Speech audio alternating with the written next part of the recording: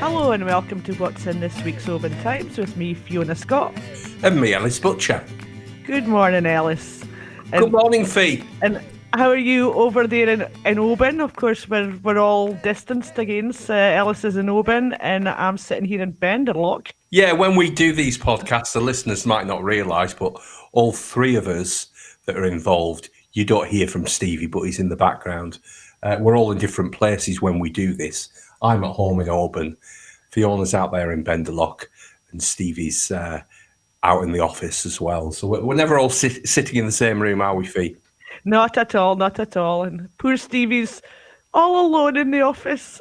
he's got no company apart from his computers, which he's working hard to keep us going with. So we may be in another lockdown, but that hasn't stopped the news happening this week. There's loads going on in and around Oban. So as usual, we're trying to keep you informed and connected as best we can. This week, I've been writing about a massive funding campaign, which will be launched on Friday. This is Lorn Healthy Options. And they're working alongside health services to support people in the community to live healthier lives, which are really important at the moment.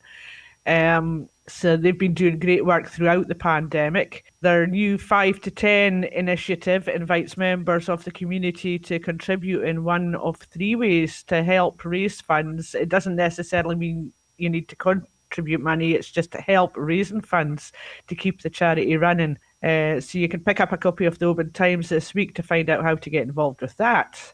Also, I've been speaking to some elderly residents in a sheltered housing association accommodation in Benderloch, who they're becoming increasingly anxious, unsurprisingly, about visitors coming into their complex and not adhering to the COVID rules. So you can have a look at that and find out what the housing association are saying about it. But they seem to be getting on top of it now, and hopefully that'll be all sorted. Oban, what have you been up to? Well, one of the stories that I've been doing this week, again, is COVID related, and this concerns what parents do if they're working and they need to get their children into school. Now, the rules state that key workers and vulnerable children are still entitled to send their children to school and get a place.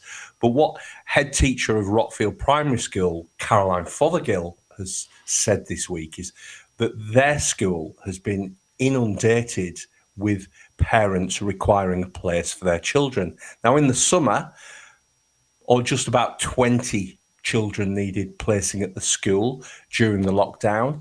But this time, in the winter lockdown, that's risen to 80. So the school's come under massive pressure. And she's had to take the step of writing out to people to say, look, we only have a certain amount of teachers and we can only take a certain amount of children. Do you really need a place? Which is obviously, it can put the school in quite an uncomfortable position, having to tell parents that there might not be a place for their child. Now, the reason for this, why this seems to have happened, is that the Scottish government has extended the definition of key worker this time. So the term is a little bit broader than it used to be, which of course means that more people are coming forward saying, my child needs a place. That's something that I've been having a look at. It's a real issue for people. What do you do if you've got a child and your employer turns around to you and says, we need you in because we think that you're a key worker? It is a real headache for schools. It's a real headache for parents as well. So I've been having a look at that in this week's Oban Times. Yep, sounds well worth a read if people aren't sure, what they should be doing. Well done, Ellis.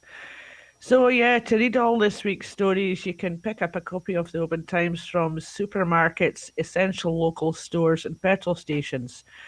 Because we're all trying to stay at home as much as we can at the moment, it's a good chance to try our digital editions. You can subscribe online and get access to all our stories, as well as the page-turning digital editions. So that's a good idea for those of us who are trying to stay at home as much as we can.